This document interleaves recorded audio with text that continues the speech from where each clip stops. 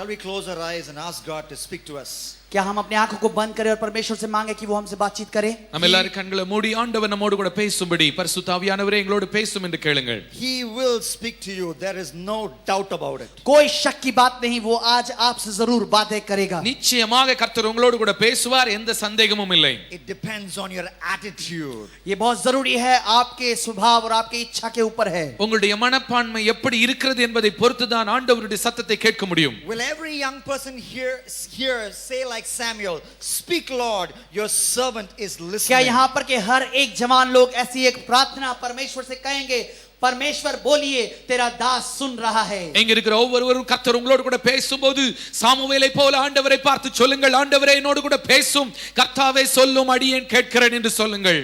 Our dear heavenly Father, हमारे स्वर्गीय पिता, எங்கள் பரலோக பிதாவே, I come to you in Jesus name. हम यीशु मसीह के नाम से आपके पास आते हैं. இயேசுவின் நாமத்தில் உமக்கு முன்பாக நாங்கள் வருகிறோம். I commit myself into your hands. मैं अपने आप को आपके हाथों में देता हूं. என்னை உம்முடைய கையில நான் ஒப்பு கொடுக்கிறேன். This morning I'm a donkey carrying your word for this modern generation. प्रभु जी, इस पीढ़ी के लिए एक गधे के समान मैं आपके वचनों को लेकर सामने आया हूं. ஆண்டவரே, இந்த கால வேளையில இந்த நவீன யுகத்திற்கு உம்முடைய வார்த்தையை எடுத்துச் செல்கிறதான ஒரு கழுதையை போல நான் இருக்கிறேன். Fill me with your spirit. मुझे अपनी आत्मा से भर दे. என்னை உம்முடைய ஆவியினால நிரப்பும் ஆண்டவரே. Anoint every word. हर एक शब्द जो मेरे मुंह से निकले उसे अभिषेक्त करें. ஒவ்வொரு வார்த்தையும் நீர் அபிஷேகியும். And at the end of this message, और इस वचन के अंत में, இந்த செய்தியின் முடிவிலே, we want to see hundreds of young people give their life 100% for Jesus, for a holy life. हम देखना चाहते हैं प्रभु जी की 100 से अधिक जवान लोग, हजारों जवान लोग अपना पूरा संपूर्ण 100% परमेश्वर को दे सके. நூற்றுக்கணக்கான வாலிபர்கள் 100க்கு 100 உமக்கு தங்களை அர்ப்பணிக்கிறதை எங்கள் கண்களாலே நாங்கள் காணச் செய்யும் ஆண்டவரே. In Jesus Christ's name I pray. यीशु मसीह के नाम से प्रार्थना मांगते हैं. இயேசு கிறிஸ்துவின் நாமத்தில் நாங்கள் ஜெபிக்கிறோம். Amen. Amen. His name was Usain Bolt. उसका नाम उसैन बोल्ट था. உசைன் போல்ட் என்கிறதான பெயர் உள்ள ஒரு நபர். A runner from the country of Jamaica. Jamaica से वो एक दौड़ने वाला व्यक्ति था. ஜமைக்கா தேசத்திலே ஓட்டப்பந்தய வீரனாய் இருந்தவர். In the world championships, world championship में, வேர்ல்ட் சாம்பியன்ஷிப்ல he ran 100 meters in 9.58 seconds. 9.5 seconds में उसने 100 meters. 100 मीटर तय किया. 100 மீட்டர் ஓட்டத்தை 9.58 செகண்ட்ல அவர் ஓடி முடித்திருக்கிறார். It was a huge world record. और ये एक बहुत बड़ा पूरे वर्ल्ड रिकॉर्ड माना गया. அது மிகப்பெரிய ஒரு வேர்ல்ட் ரெக்கார்டாக இருந்தது. And then a few days later, लेकिन कुछ समय बाद, சில நாட்களுக்கு பிறகு, he ran 200 meters. वो 200 मीटर दौड़ा. அவர் 200 மீட்டர் ஓட்டத்தை In a world record a time of 19.19 seconds. और वो भी एक वर्ल्ड रिकॉर्ड होने पाया, वो भी 19.09 पे. 19.18 செகண்ட்ல அவர் வேர்ல்ட் ரெக்கார்ட்ல அவர் ஓடி முடித்திருக்கிறார். He was the world's fastest runner.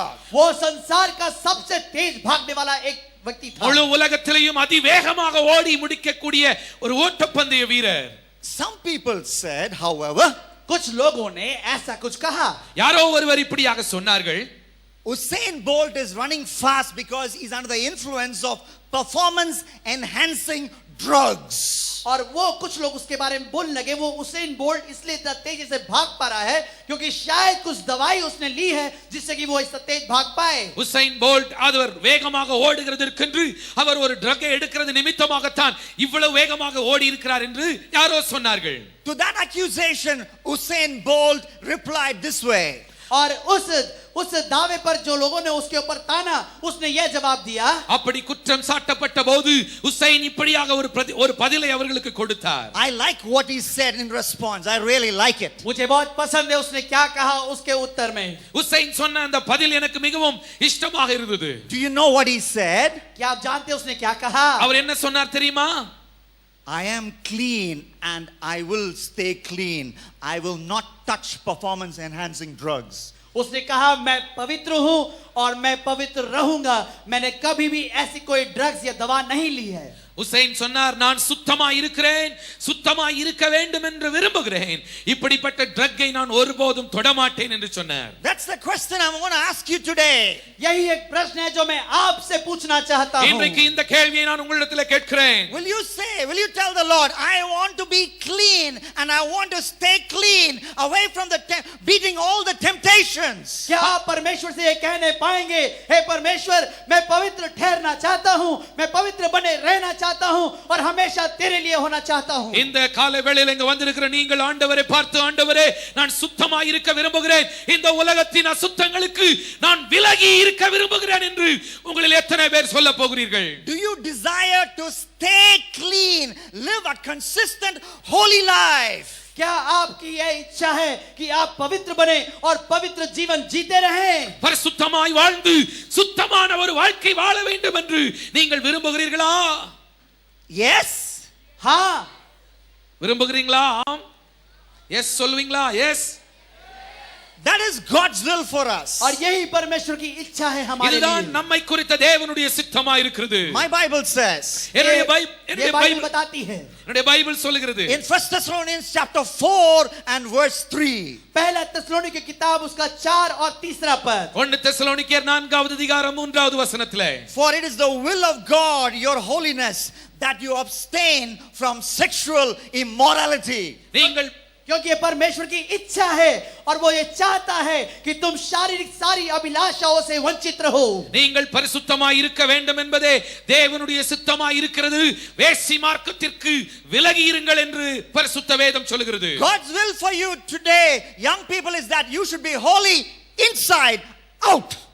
परमेश्वर का इच्छा आज ये है हम जवानों के लिए कि हम जवान अंदर से बाहर पवित्र जीवन बिताएं. இங்க இருக்கிற வாலிபர்களே, உங்களை குறித்து தேவனுடைய சித்தம் என்னவென்றால் உள்ளே இருந்து வெளியே நீங்கள் பரிசுத்தமாக இருக்க வேண்டும் என்பதுதான். My Jesus talked about a great day. क्योंकि यीशु मसीह ने एक महान दिन के बारे में बात ஆண்டவராகிய की. இயேசு கிறிஸ்து ஒரு பெரிய பிரதான நாள் என்று ஒரு நாளை குறித்து சொன்னார்.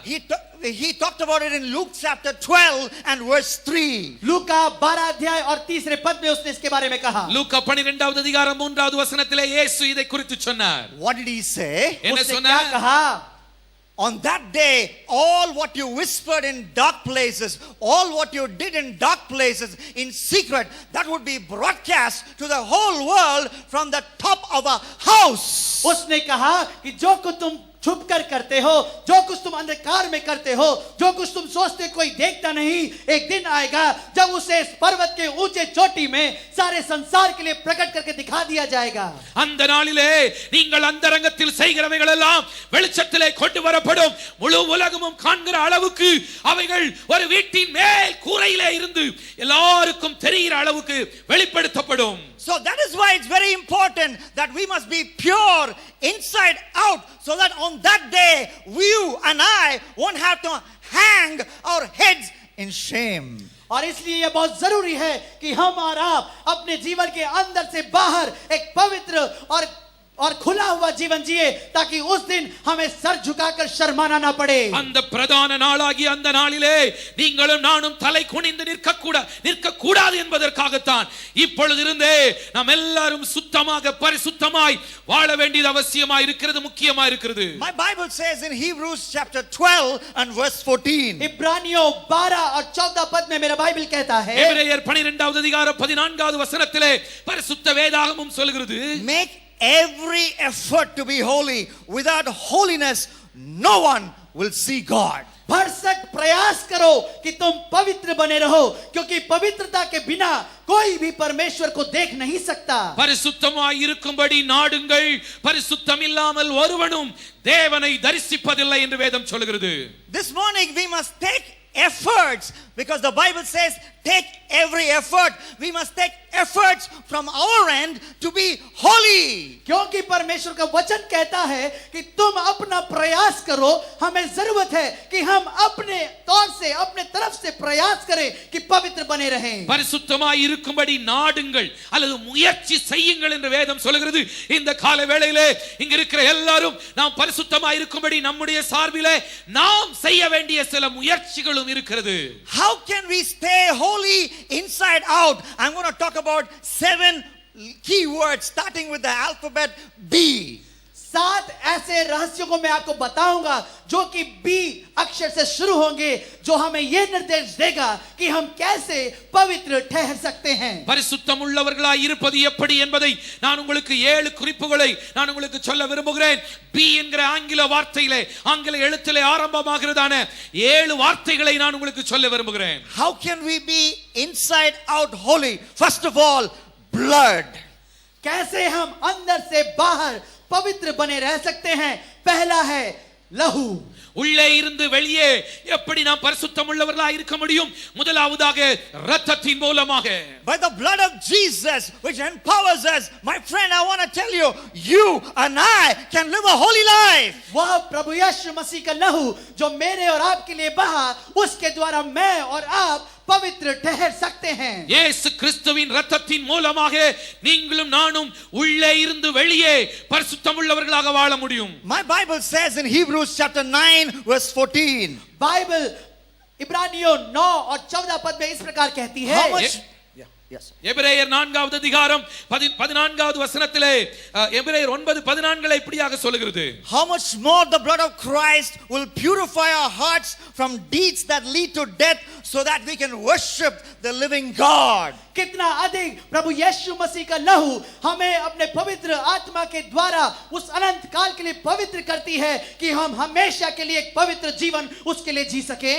நித்திய ஆவியினாலே தம்மை தாமே பழுதற்ற பலியாக ஒப்பு கொடுத்த இயேசு கிறிஸ்துவின் இரத்தம் ஜீவனுள்ள தேவனுக்கு ஊழியம் செய்ய உங்கள் மனசாட்சியை சுத்திகரிப்பது எவ்வளவு நிச்சயமாக இருக்கிறது.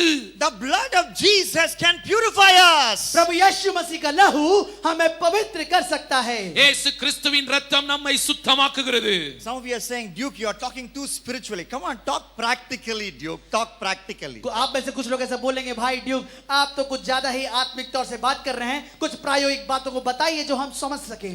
சிலர் நீங்கள் சொல்லலாம், டியூக் நீங்க ரொம்ப ஆவிக்குரிய ரீதியில பேசுறீங்க, கொஞ்சம் நடைமுறையா பேசுங்க, நடக்கக்கூடிய காரியத்தை எங்களுக்கு சொல்லிக் கொடுங்கள் என்று நீங்கள் கேட்கலாம். You say, I don't understand. Where is the connection between the blood of Jesus and my holy life?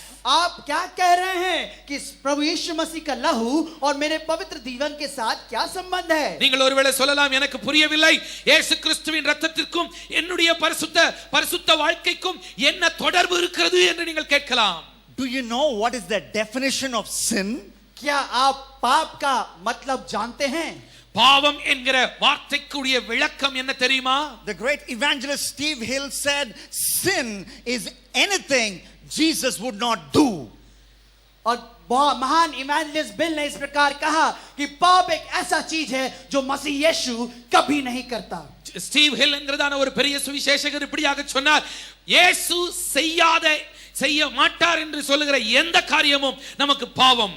We have a definition for sin coming out from Hebrews chapter 10 verses 26 to 29. इब्रानियों 10:26 से लेकर 29 तक के पद में पाप का परिभाषा हमें मिलता है. எபிரேயர் 10வது அதிகாரம் 26வது வசனத்திலிருந்து 29வது வசனம் வரைக்கும் உள்ள வசனங்களிலே பாவத்திற்குரிய விளக்கத்தை பார்க்கிறோம். What is sin? Sin is trampling on the precious blood of Jesus. पाप क्या है? वो तो प्रभु यीशु मसीह के लहू के पैरों के नीचे है. பாவம் என்றால் என்ன? இயேசு கிறிஸ்துவின் இரத்தத்தை மிதிக்கிறது தான் பாவம். I want to ask you a question. How many of you would like to trample on the blood of Jesus? कौन चाहता है कि आप यीशु मसीह के लहू के ऊपर पैर पड़ जाएं? உங்களிடத்தில் ஒரு கேள்வியை கேட்க விரும்புகிறேன். உங்களில் எத்தனை பேர் இயேசு கிறிஸ்துவின் இரத்தத்தின் மேல் மிதிக்க வேண்டும் என்று விரும்புகிறீர்கள்? That is something that you and I never want to do, correct? शायद हम और आप में से कोई भी ऐसा करना नहीं चाहेगा. क्या ये सही है? நீங்களும் நானும் இப்படிப்பட்ட காரியத்தை ஒருபோது நாம் செய்ய விரும்ப மாட்டோம், சரிதானே?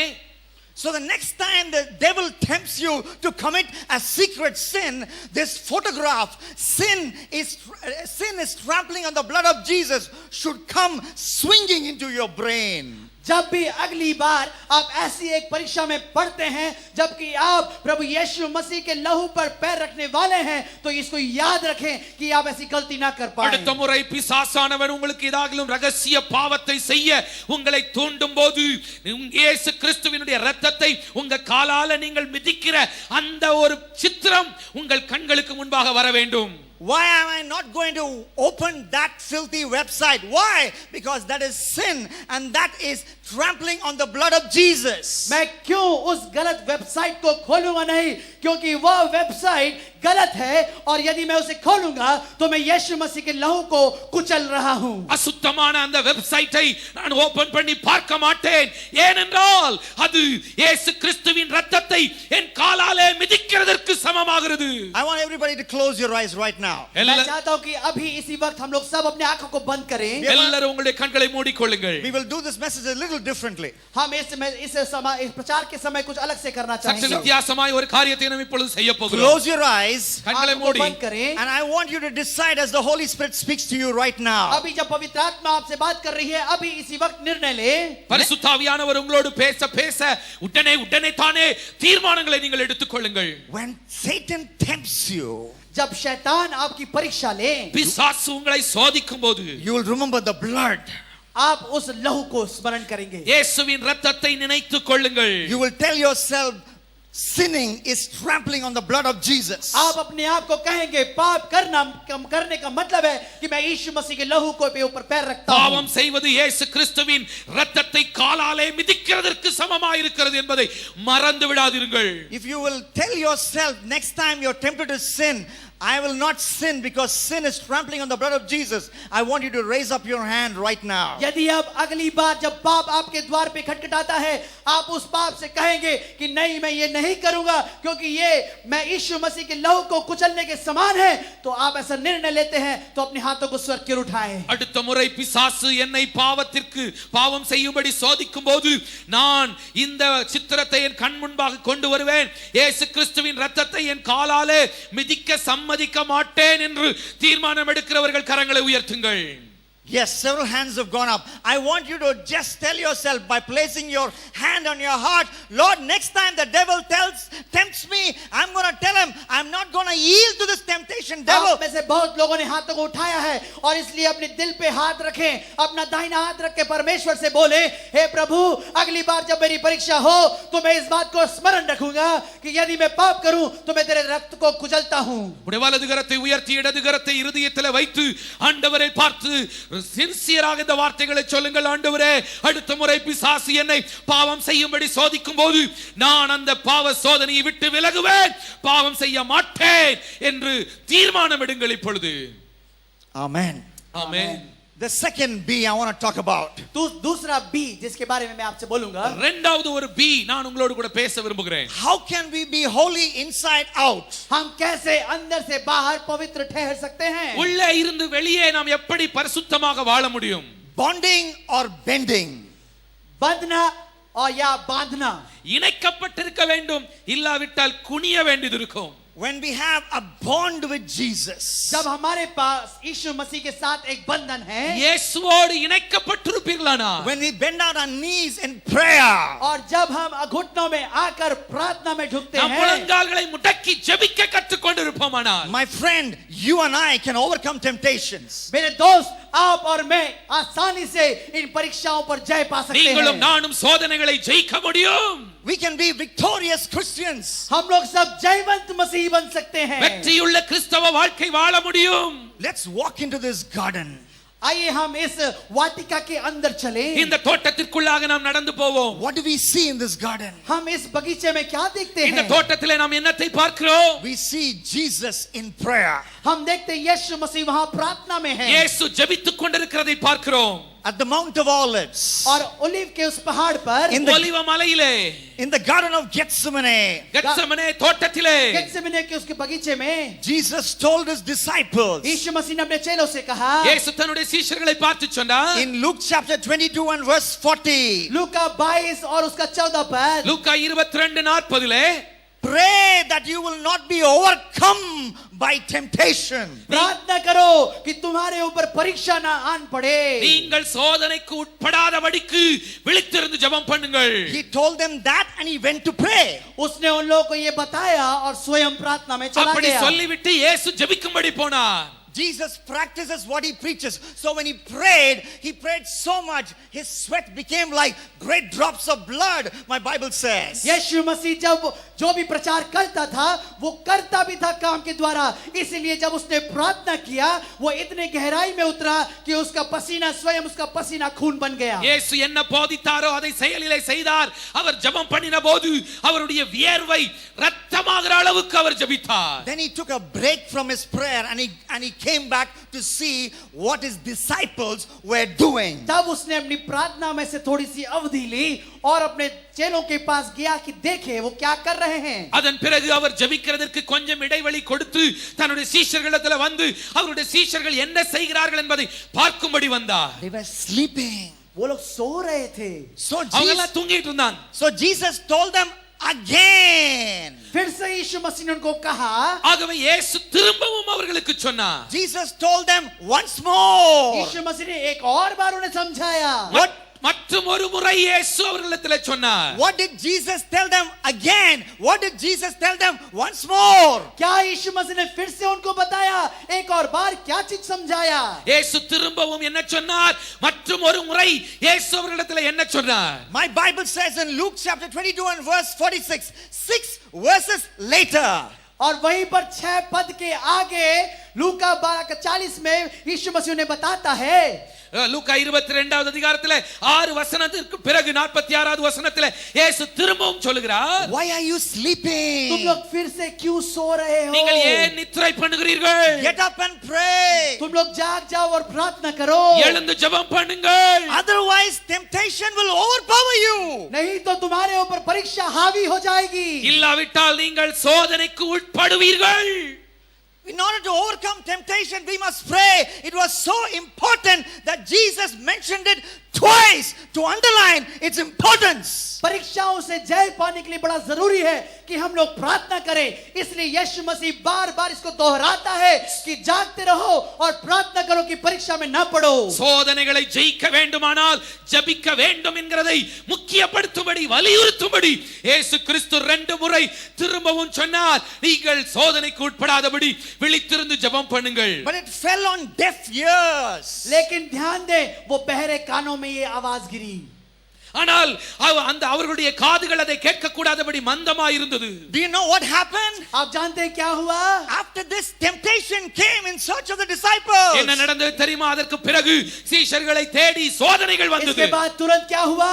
फिर से परीक्षा उनके पीछे-पीछे आन पड़ी. No, the disciples, a mob came chasing the disciples to arrest the disciples. और तुरंत ही एक बहुत बड़ा समूह आया जो कि चेलों को पकड़े. ஒரு பெருங்கூட்டம் இயேசுவையும் சீஷர்களையும் பிடிக்கும்படி வந்தது. They had a choice to suffer for Jesus or to escape the suffering by running away. उनके पास चुनाव था, या तो वो मसीह यीशु के साथ रहकर कष्ट सहते அந்த या फिर वहां से भाग खड़े होते. அந்த நேரத்தில் 2ல 1 அவர்கள் செய்ய முடியும்.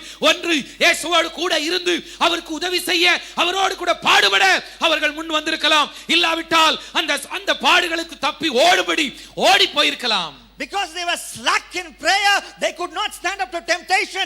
All of them ran helter skelter. They lost to temptation. क्योंकि वो लोग जागते हुए प्रार्थना नहीं किए, इसलिए वे कमजोर थे.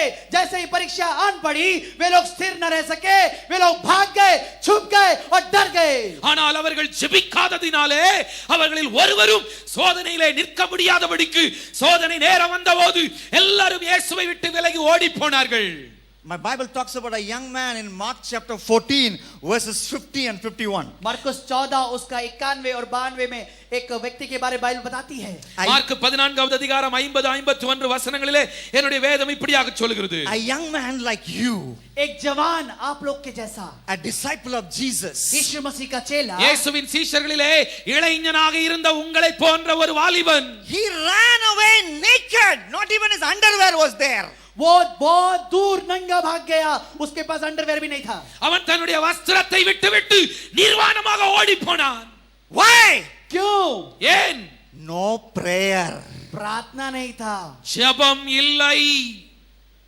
Not even, he didn't have his underwear. He ran away naked, scared of the crowd that came to arrest Jesus. अरे वो तो अपना कपड़ा भी भूल गया और वहां से नंगा भाग गया, बस वो सेना को देख के डर गया. தன்னுடைய வஸ்திரத்திலே ஒரு வஸ்திரம் கூட உள் வஸ்திரம் கூட இல்லாதபடிக்கு நிர்வாணமாக ஓடி போனான். ஏன் இந்த நிலைமை? அவன் ஜெபிக்காததினாலே இப்படிப்பட்ட நிலைமை. That could be your story and my story if we face our world of temptations without prayer. यदि हम प्रार्थना के बिना कोई ऐसी संसार भरी एक परीक्षा में पड़ जाएं तो शायद ये आपकी और मेरी भी कहानी हो सकती है. இது போன்ற நிலைமை உங்களுக்கும் எனக்கும் கூட ஏற்பட முடியும். இந்த உலகத்தில் இருக்கிற சோதனைகளை ஜெபமே இல்லாதபடிக்கு இந்த உலகத்துக்குள் போவோமானால் இது போன்ற நிலைமை நமக்கு உண்டாக முடியும். Suppose you love a girl sincerely. हो सकता है कि आप एक लड़की से बिल्कुल सच्चे दिल से प्यार करते हैं. ஒருவேளை ஒரு பெண்ணை உண்மையாக நீங்கள் நேசிப்பீர்களானால் Suppose. ஒருவேளை हो सकता है. And then another beautiful girl, a girl as beautiful as Malaika Sherawat comes to you. लेकिन दूसरी एक लड़की जो मल्लिका शेरावत जैसे बहुत ही सुंदर हो, वो आज पढ़े மல்லிகா ஷரவத் போல இன்னொரு அழகான ஒரு பெண் உங்களை தேடி வருகிறாள் என்றால் And she's pushing you to a corner. She's taking you to that closed room and says to you, you can do whatever you want with me. और वो तब आपको एक बंद कमरे में या कहीं कोने ले जाती है और कहती है कि तुम जो चाहे मेरे साथ कर सकते உங்களை हो. ஒரு தனிமையான அறைக்கு அழைத்து கொண்டு போய் அவள் அந்த இடத்திலே நீ எதுனாலும் செய்து கொண்டு கொள்ளலாம், என்னனாலும் நீ பண்ணலாம்னு சொன்னா, you know what will save you at that temptation hour? कौन आपको क्या चीज आपको वहां पर उस परीक्षा में से बचाएगा मालूम है? அந்த சோதனையின் நேரத்திலே உன்னை பாதுகாக்க கூடியது என்ன தெரியுமா? Your love for the girl you sincerely loved. That love, if that is true in your heart, if that bonding is bubbling within your heart, if that love is true, then it is true. You will run away from that so-called Malaika Sherawat like woman winning over temptation. यदि आप उस पहली लड़की से जिससे आप पूरे दिल से प्यार करते हैं, यदि उसके प्रति आपका प्रेम सच्चा है, यदि वो आपके दिल में उमड़ रहा है, तो वही प्रेम आपको इस मल्लिका शेरावत जैसी प्रेम से दूर भगाने में समर्थ होगी. உன்னுடைய உள்ளத்திலே அந்த பெண்ணுக்காக உண்மையான ஒரு உண்மையாக நீ நேசிக்கிற அந்த அன்புதான் மல்லிகா ஷரவத் போன்றதான இப்படிப்பட்ட பெண்ணை நீ தொடாதபடிக்கு, நீ பாவம் செய்யாதபடிக்கு உன்னை அந்த இடத்திலிருந்து உன்னை தப்புவிக்கும். I have a personal question to ask you this morning. मेरे पास आपके लिए एक व्यक्तिगत प्रश्न है जो मैं உங்களை पूछना பார்த்து चाहता हूं. தனிப்பட்ட ஒரு கேள்வியை நான் கேட்க விரும்புகிறேன். Whom are you in love with this morning? आज सुबह के समय आप किससे प्रेम रख रहे हैं? யார் மேல உங்களுக்கு இந்த காலை வேளையில அன்பு இருக்கிறது? Whom are you in love with this morning, my young friend? आज सुबह के समय आप किससे प्रेम के बंधन में हैं? எனக்கு அருமையான வாலிப நண்பனே, நீ யாரை நேசிக்கிறாய்? I know it's fashionable to say Jesus. I'm in love with Jesus. हाँ, मैं जानता हूँ ये बड़ा अच्छा लगता है जब हम बोलते हैं हाँ मैं तो यीशु मसीह के साथ प्रेम में हूँ. ரொம்ப நாகரிகமா ஆண்டவர் இயேசுவை நான் நேசிக்கிறேன்னு சொல்றது ரொம்ப எளிது. If you say you are in love with Jesus, show it by spending time with him in uninterrupted times of prayer. यदि आप कहते हैं कि आप यीशु मसीह से प्रार्थना करते हैं तो उसे दिखाए.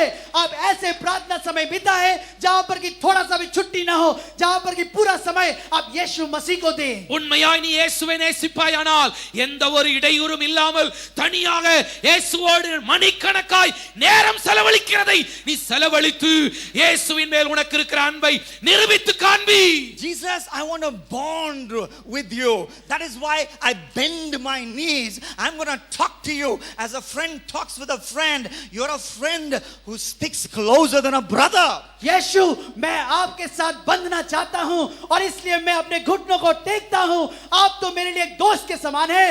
आपने कहा कि मैं आपका दोस्त हूं, इसलिए मैं आपके दोस्त के रूप में आपके पास आना चाहता हूं. இயேசுவே, நான் உம்மோடு கூட உறவு கொள்ள விரும்புகிறேன் என்று தனியாக யாரும் இல்லாத நேரத்திலே, யாரும் இல்லாத ஒரு இடத்திலே இயேசுவோடு ஒரு நெருங்கின உறவை நீ ஏற்படுத்திக்கொள். Would you close your eyes and make that decision in 1 minute of prayer we're going to do right now? अभी 1 मिनट के अंदर अभी अपने आंखों को बंद करें, अपने सर को झुकाकर इस निर्णय को अभी ले. எல்லாரும் கண்களை மூடி ஒரு நிமிஷம் இப்படிப்பட்ட ஒரு தீர்மானத்தை எடுத்து நாம் இப்பொழுது ஜெபம் பண்ணுவோம். கண்களை மூடுங்க எல்லாரும். How many of you will say, I'm going to spend unhurried time with Jesus so that I can overcome temptation? मैं आप में से कितने लोग कहेंगे कि मैं यीशु मसीह के साथ एक लंबा समय जिसमें कि कोई तरह का डिस्टर्बेंस नहीं होगा, वो पूरा समय मैं यीशु मसीह को देना चाहता हूं, चाहती हूं। எத்தனை பேர் இன்னைக்கு தீர்மானம் எடுக்க போறீங்க?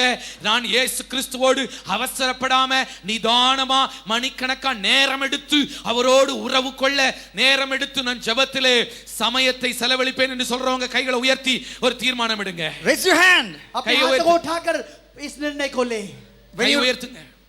When you raise your hand, think of the time you're going to spend every day as an appointment love talk with Jesus. आप जब हाथ उठाते हैं तो उस समय का भी निर्णय करें जब आप प्रेम की बातचीत में प्रभु यीशु मसीह के साथ बिताने वाले हैं। கையை உயர்த்தி இருக்கிற அந்த நேரத்திலேயே கையை உயர்த்தி இயேசுவை பார்த்து சொல்லுங்க, ஆண்டவரே ஒவ்வொரு நாளும் இந்த குறிப்பிட்ட நேரத்திலே நான் உம்மோடு கூட நேரம் செலவழிப்பேன் என்று ஒரு அப்பாயின்ட்மென்ட் போல ஆண்டவரிடத்திலே நீங்கள் இப்பொழுதே சொல்லிவிடுங்கள். இந்த நேரம் நான் உங்ககிட்ட தான் இருப்பேன் ஆண்டவரேன்னு சொல்லுங்க. Decide now. अभी निर्णय ले, अभी निर्णय ले। இப்பொழுது ஒரு தீர்மானம் எடுங்க.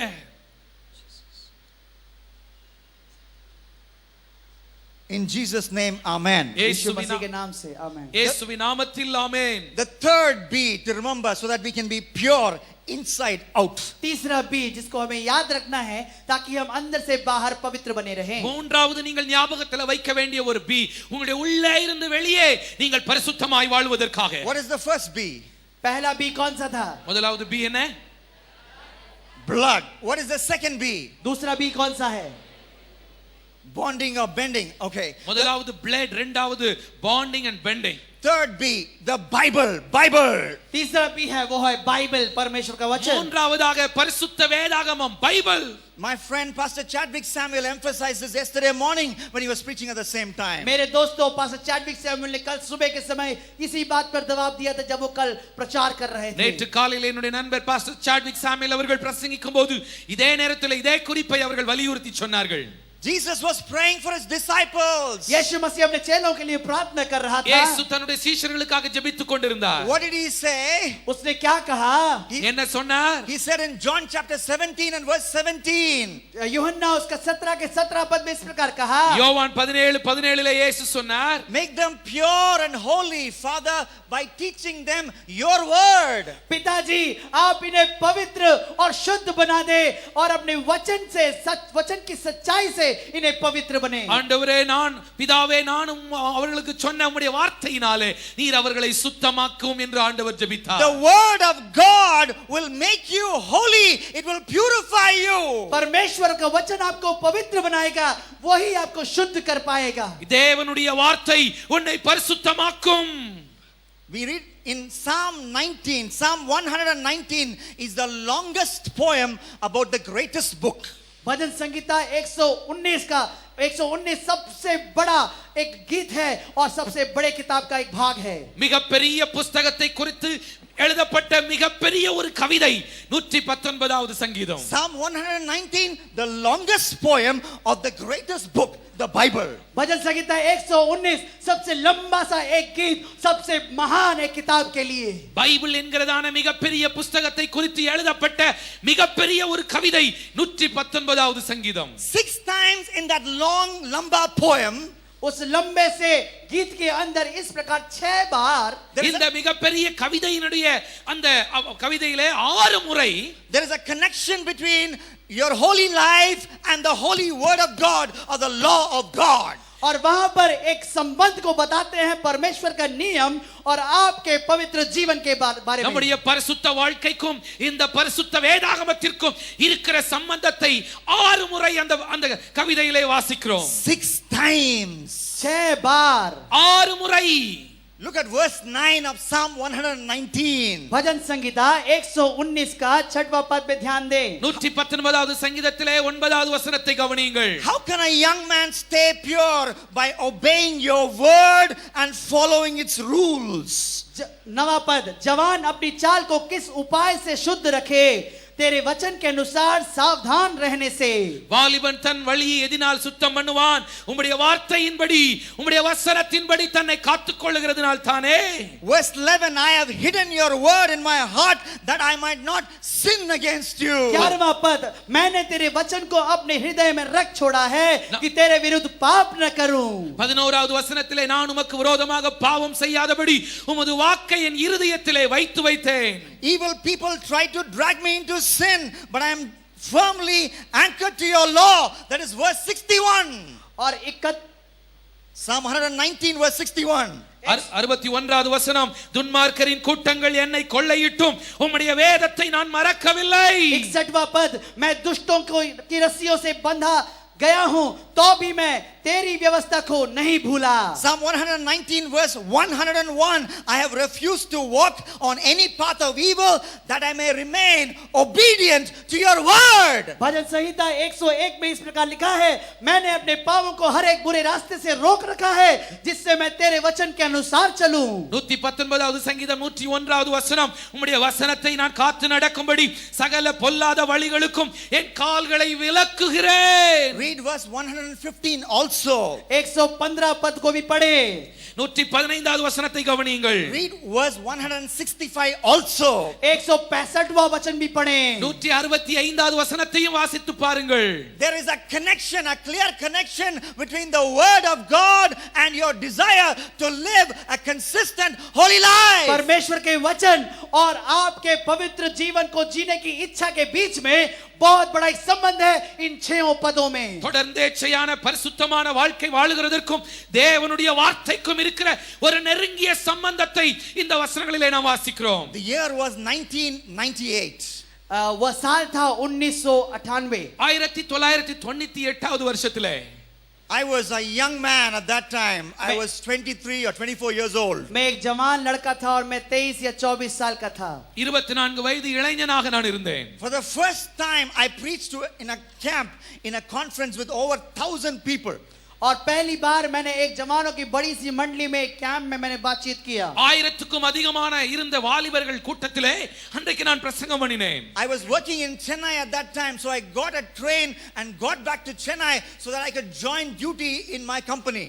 और वो उनको एक उस समय एक रोजगार मिला और उसमें ज्वाइन करने के लिए वो चेन्नई वापस आ गए। அப்பொழுது நான் சென்னையிலே வேலை செய்து கொண்டிருந்தேன். ஆகவே அந்த கூட்டத்தை முடித்துவிட்டு ட்ரெயின்ல நான் சென்னைக்கு பிரயாணப்பட்டு கொண்டிருந்தேன். My train slowly entered Chennai Central Station at 10 o'clock in the night. 10 बजे रात को धीरे-धीरे मेरा ट्रेन चेन्नई सेंट्रल में आ पहुंचा। இரவு 10 மணிக்கு என்னுடைய ட்ரெயின் சென்னை சென்ட்ரல் ரயில்வே ஸ்டேஷனுக்குள்ள வந்தது. I was traveling alone. I was not even married at that time. मैं बिल्कुल अकेला था और मेरा विवाह भी नहीं हुआ था। நான் தனியாக பிரயாணம் பண்ணி கொண்டிருந்தேன். அப்பொழுது எனக்கு திருமணமாகவில்லை. When I walked out of the station, a man walked up to me.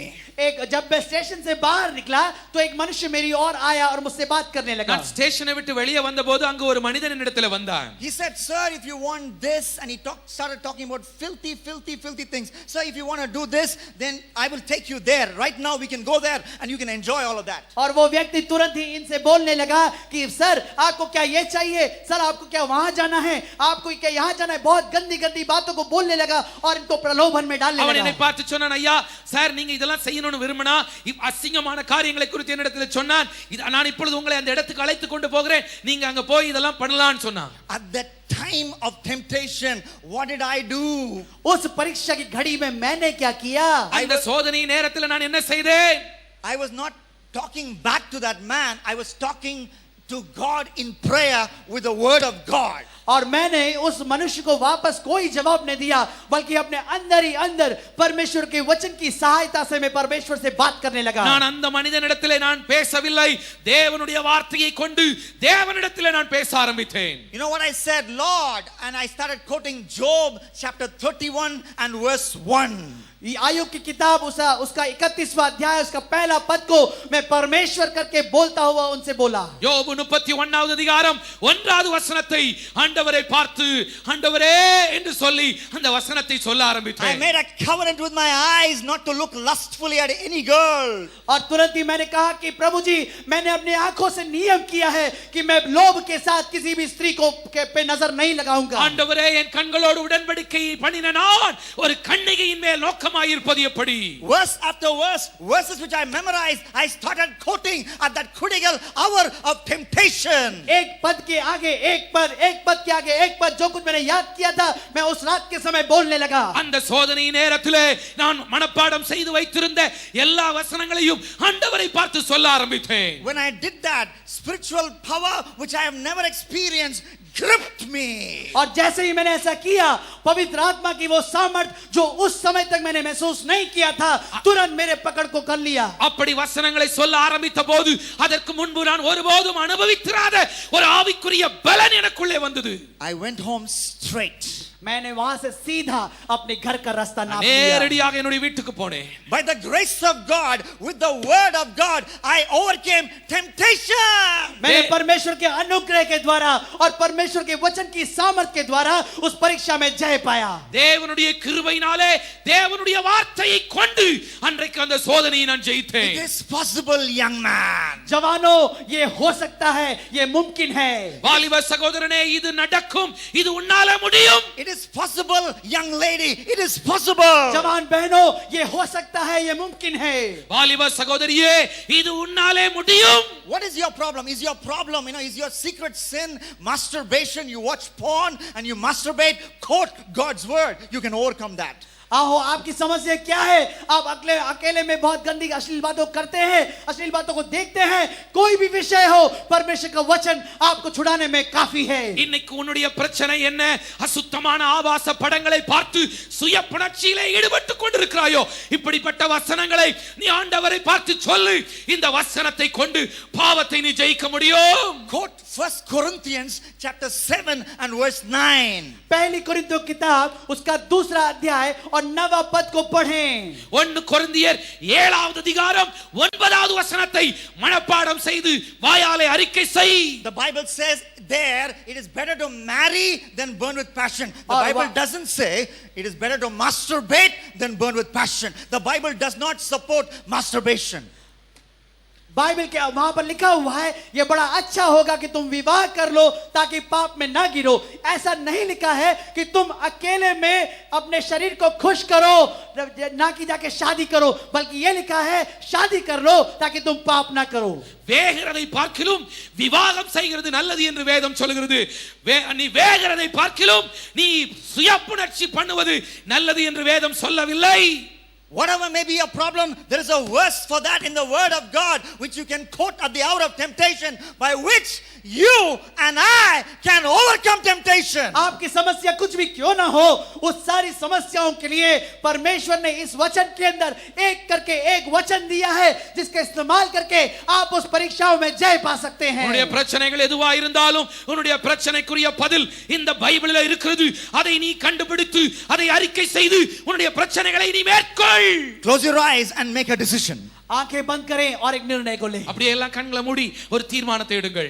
A decision to memorize God's word, Bible verses. A decision to memorize Bible verses. Will you take that एक decision? निर्णय लीजिए कि आप परमेश्वर के वचनों को अपने हृदय में संग्रह करेंगे, उसे सीख लेंगे, याद कर लेंगे. ஒரு தீர்மானத்தை எடுங்கள். வேத வசனத்தை மனப்பாடம் செய்கிறதற்குரிய ஒரு தீர்மானத்தை இப்பொழுது கையை உயர்த்தி எடுங்க. கையை உயர்த்துங்க. How ஆண்டவரே many of you will say in at least 2 weeks I will thoroughly memorize one verse of the Bible? Once in 2 weeks, it's not a big deal. और आप एटलीस्ट इतना एक निर्णय ले कि 2 हफ्ते में मैं एक वचन कम से कम एक वचन जरूर याद करूंगा. 2 வாரத்துக்கு ஒரு முறையாயிலும் ஒரு வசனத்தை மனப்பாடம் செய்வேன். இது மிகவும் எளிது, எல்லாரும் பண்ண முடியும். 2 வாரத்துக்கு ஒரு முறையாயிலும் ஒரு வசனத்தை மனப்பாடம் செய்வேன். தீர்மானம் எடுக்கிறோம். கையை உயர்த்துங்க. You will memorize a verse which we can use especially when you are tempted in your weak area. और ये वचन को आप तब इस्तेमाल करेंगे जहां आप अपने व्यक्तिगत ढंग से अपने व्यक्तिगत जीवन में कोई व्यक्तिगत पाप से जूझते हैं எந்த பகுதியிலே நீங்கள் பலவீனமா இருக்கிறீர்களோ அந்த பகுதியிலே அதற்காக நீங்கள் பயன்படுத்தக்கூடிய ஒரு வசனத்தை ஆகிலும் நான் மனப்பாடம் பண்ணுவேன் 2 வாரத்துக்கு ஒரு முறை ஆகிலும் அப்படி தீர்மானம் எடுக்கிறோம் கையை உயர்த்துங்க Decide right now. अभी अपने हाथों को उठाकर निर्णय लें இப்பொழுதே அதை விரும்பி தீர்மானம் எடுங்கள் In Jesus' name. यीशु मसीह के नाम से இயேசுவின் நாமத்தினாலே The fourth B. चौथा बी நான்காவது ஒரு B How can we be pure inside out? आप कैसे अंदर से बाहर पवित्र रह सकते हैं உள்ளே இருந்து வெளியே எப்படி நாம் பரிசுத்தம் உள்ளவர்களாய் வாழ முடியும் Brotherhood. भाईचारा சகோதரத்துவம் Brotherhood. भाईचारा சகோதரத்துவம் Eden Gardens, Kolkata. Eden Gardens Kolkata में கொல்கத்தாவிலே இருக்கிறதானே Eden Gardens. ஈடன் கார்டன்ல India is following on in that test match. और इंडिया वहां पर फॉलो ऑन पर है टेस्ट मैच में அந்த டெஸ்ட் மேட்சை எல்லாரும் இந்தியா பார்த்து கொண்டு இருக்கிறது India பின்னாடி இந்தியா அதுல கொஞ்சம் பின்னால இருக்கிறது Australia made a huge first inning score. और ऑस्ट्रेलिया के पास एक बहुत बड़ा स्कोर है ஆஸ்திரேலியா அதுல மிகவும் முன்னேறி போய் கொண்டிருக்கிறது India batted very badly in the first innings. और पहले इनिंग में भारत ने बहुत बेकार बैटिंग की ஃபர்ஸ்ட் இன்னிங்ஸ்ல இந்தியா மிகவும் பின்தங்கி இருந்தது Because they batted badly, they had to follow on. They had to bat the second innings before Australia could bat their second innings. क्योंकि वो लोगों ने बहुत ही कम स्कोर बनाया उनको सेकंड इनिंग्स फिर से खेलना पड़ा ताकि वो लोग और अच्छा स्कोर खड़ा कर सके They batted together. They had a bonding and brotherhood together in the middle of the pitch, which helped them bat that full day. उस पिच के बीच में उन्होंने आपस में संधि कर ली भाईचारे को बनाए रखा एक दूसरे की मदद की और दिन भर बैटिंग करके एक महान स्कोर पर அவங்க खड़ा ரெண்டு किया பேரும் சேர்ந்து அந்த நாள் முழுவதும் ஒரு அவுட் கூட ஆகாதபடிக்கு அவர்கள் இணைந்து அவர்கள் பேட்டிங் பண்ணாங்க Between overs, they will talk to each other. They would say, "We can do it. We can make this happen." And India won that test match. और उस समय वो लोग जब ओवर खत्म होता था उसके बीच में आपस में बोलते थे हम लोग कर सकते हैं हम लोग एक साथ करेंगे हम लोग एक दूसरे की मदद करेंगे और अंत में क्या हुआ भारत जीत गया இடையிடையே அவர்கள் ரெண்டு பேரும் ஒருவரிடத்தில் ஒருவர் பேசி ஒருவர் உற்சாகப்படுத்தி அந்த நாள் முழுவதும் சோர்ந்து போகாமல் பேட் பண்ணாங்க அதன் முடிவாக இந்தியா அந்த மேட்ச்ல ஜெயித்தது ஹalleluya You want to win win over temptation? Do you want to be a winner? Then you and I must have regular fellowship with another brother or a sister who loves Jesus. आपको बहुत जरूरी है यदि आप चाहते हैं कि अपनी परीक्षाओं में आप जय पाए ये आपके लिए बहुत जरूरी है कि आप ऐसे भाई और बहनों से संबंध रखें उनके साथ संगति रखें जो प्रभु यीशु से एक समान प्रेम करते हैं உங்களுடைய வாழ்க்கையில இடையிடையே உங்களுக்கு வருகிற சோதனைகளிலே நீங்கள் ஜெயிக்க வேண்டுமானால் சோர்ந்து போன நேரங்களிலே உங்களை உற்சாகப்படுத்துகிற நல்ல ஆவிக்குரிய சகோதரர்கள் சகோதரிகள் உங்களுக்கு இருக்க வேண்டும் My Bible says in Ecclesiastes chapter 4 verses 9 and 10. सभोपदेशक उसका 4वां अध्याय 9वें और 10वें पद में इस प्रकार लिखा हुआ है பிரசங்கியின் புத்தகம் 4வது அதிகாரம் 9வது 10வது வசனங்கள் இப்படி சொல்கிறது Two are better than one.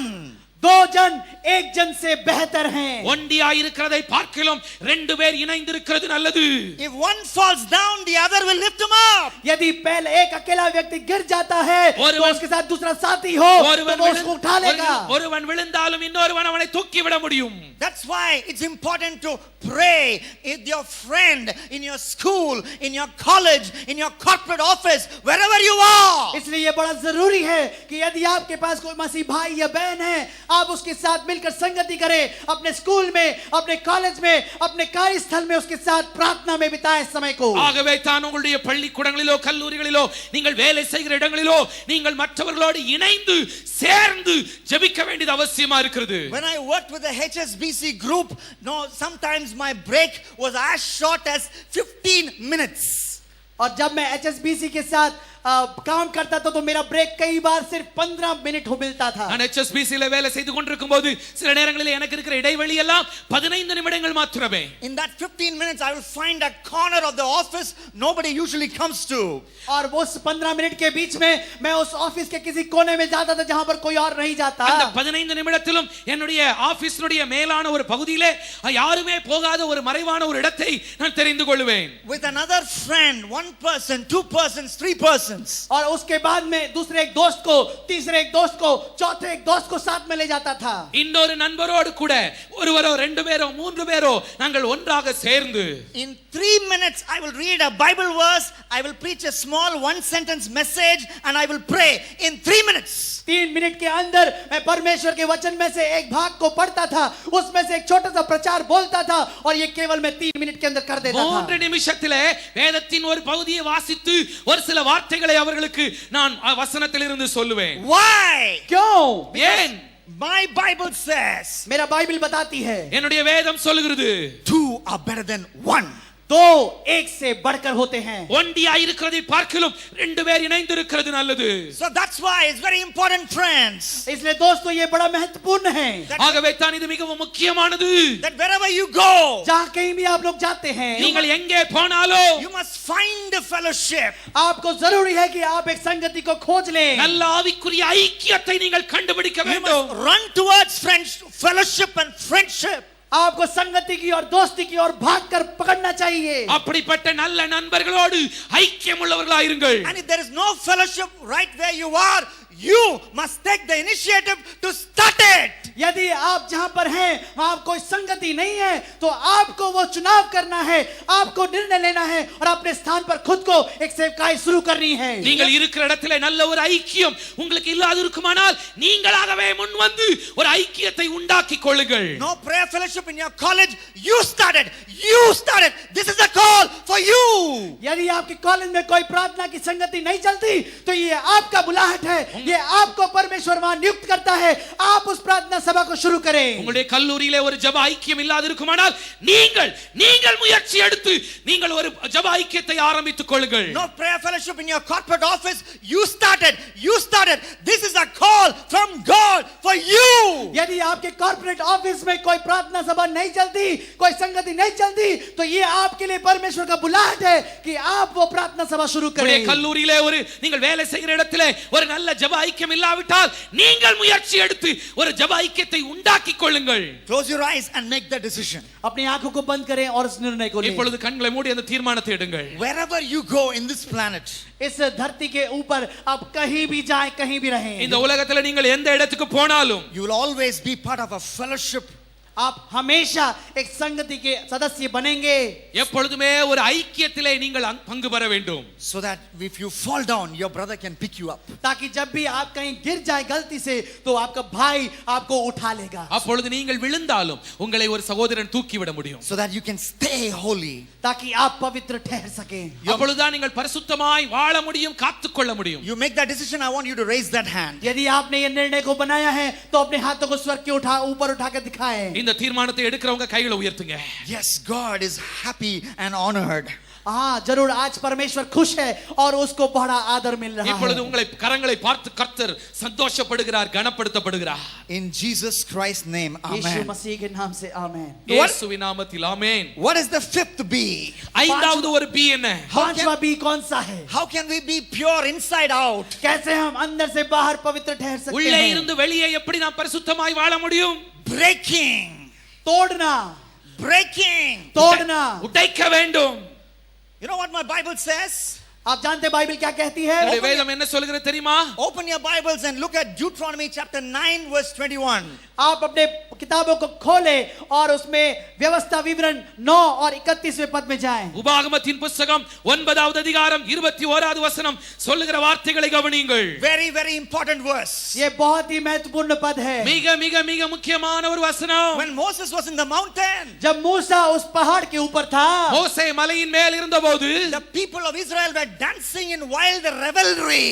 और वहां पर इस्राएल के लोग बहुत ही गंदे नाच में शामिल हो चुके थे. கீழே இஸ்ரவேல் ஜனங்கள் அருவருப்பான நடனம் ஆடிக்கொண்டிருந்தார்கள். Under the leadership of Aaron, they created a golden calf. और आरोन के नेतृत्व में उन्होंने एक सोने का बछड़ा बना लिया. ஆரோனுடைய தலைமைத்துவத்துக்கு கீழே அவர்கள் ஒரு பொன் கன்றுக்குட்டியை உண்டாக்கினார்கள். They danced around it and they worshipped that golden calf. और उस सोने के बछड़े के चारों तरफ वे लोग नाचने लगे और उसकी आराधना उपासना करने लगे. அந்த பொன் கன்றுக்குட்டியை சுற்றிலும் அவர்கள் நடனமாட ஆரம்பித்தார்கள். God was very angry. परमेश्वर बहुत गुस्सा हुआ. ஆண்டவர் அதை பார்த்து மிக கோபப்பட்டார். You know what was the instruction?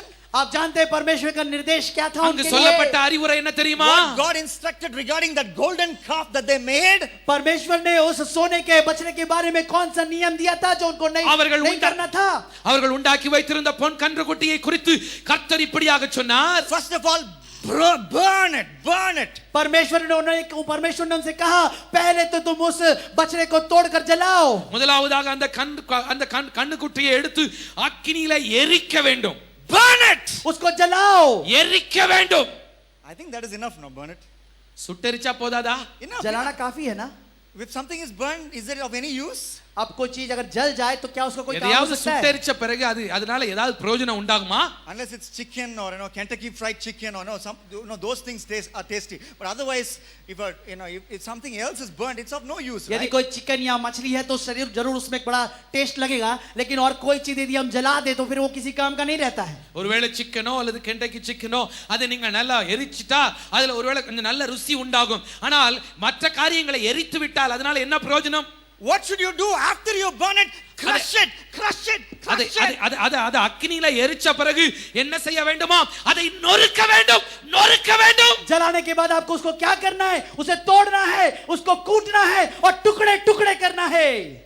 How many of you guys have burnt a love letter which a girl gave you and she married another boy? You burnt that love letter. How many of you have that experience? आप में से कितने लोग ऐसे हैं जिनको एक प्रेम पत्र मिला और जब उसी लड़की ने जिसने वो प्रेम पत्र दिया था उसने किसी और से शादी कर ली और आपने गुस्से में आकर उस कागज को, उस प्रेम पत्र को जला दिया? நீ நேசித்த ஒரு பெண் உனக்கு கொடுத்த லவ் லெட்டரை நீ எத்தனை பேர் எரிச்சிருக்கீங்க? அந்த பொண்ணு வேற ஒருத்தனை கல்யாணம் பண்ணதுனால நீ அந்த லவ் லெட்டரை சுட்டெரிச்சது எத்தனை பேர் செஞ்சிருக்கீங்க அப்படி?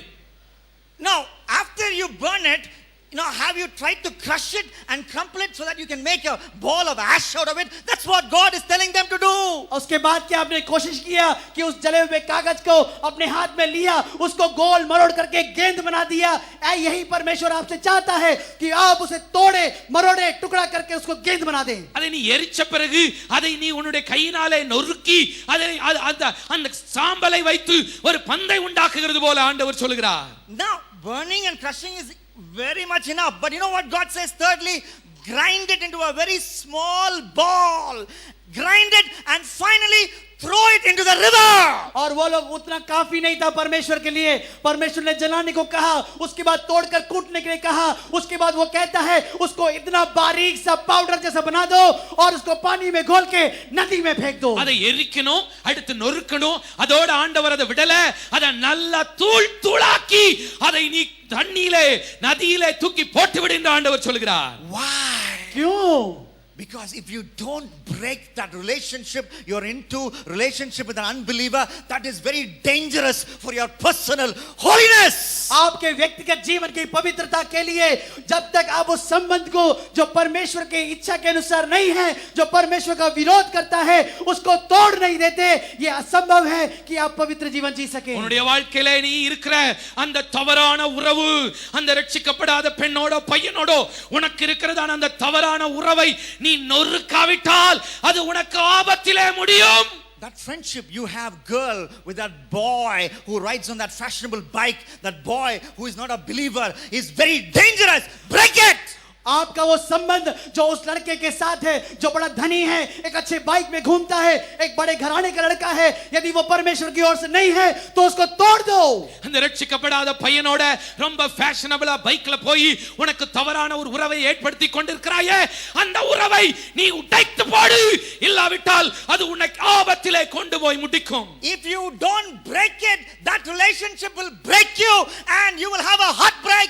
You can never live a holy life. यदि आप उसको नहीं तोड़ेंगे तो वो संबंध आपको तोड़ देगा और आपका जीवन हमेशा के लिए नाश की ओर डूब जाएगा. நீ அந்த தவறான உறவை உடைத்து போடாவிட்டால் அந்த தவறான உறவு உன்னை உடைத்து போடும்.